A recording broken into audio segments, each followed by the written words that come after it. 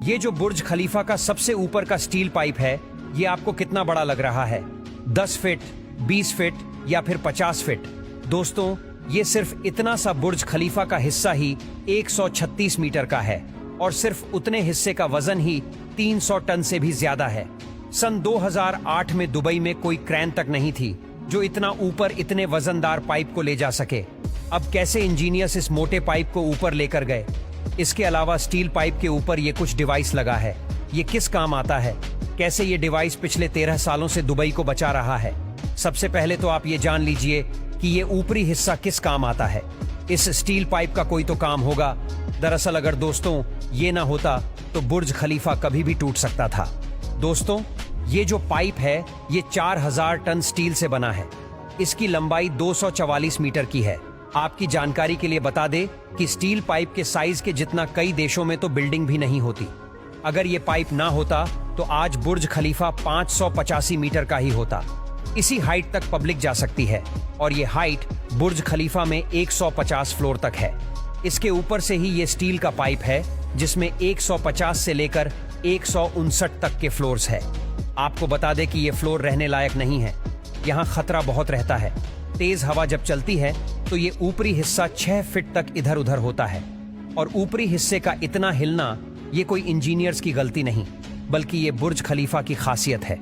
दरअसल ये 200 किलोमीटर प्रति घंटा की रफ्तार से चलने वाली हवाओं को ऊपरी हिस्सा ऑब्जॉर्ब करके बाकी के फ्लोर्स को एकदम सेफ रखता है।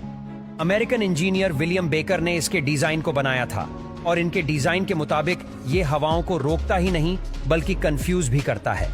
बुर्ज खलीफा के ये जो 154 फ्लोर्स है वो बटर्स वॉल के सहारे खड़े हैं और बाकी के बचे हुए ऊपर के फ्लोर स्टील के सहारे खड़े हैं।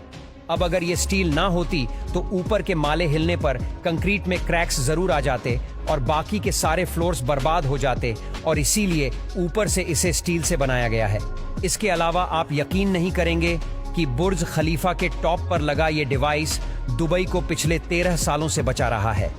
दरअसल इंजीनियरिंग भाषा में इसे लाइटिंग अरेस्टर कहते हैं। इस डिवाइस में एक छोटा सा सेंसर है जो बादलों में मौजूद एक्टिव चार्ज को डिटेक्ट करता है।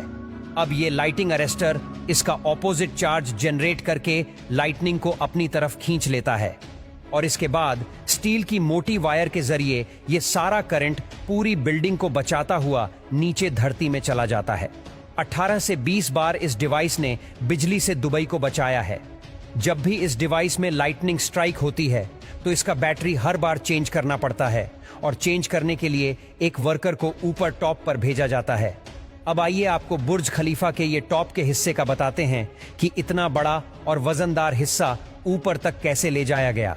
पहले तो काफी समय तक इसका सल्यूशन ही नहीं मिल रहा था, लेकिन फिर इंजीनियरिंग टीम ने यह डिसाइड किया कि हम इस पाइप को बुर्ज खलीफा के अंदर ही बनाएंगे। उन्होंने छोटे छोटे हिस्सों में इस रोड को बनाया और ऐसे एक एक हिस्सा ऊपर ले जाया गया और इसके बाद जाकर इस स्टील के पाइप को असेंबल किया गया।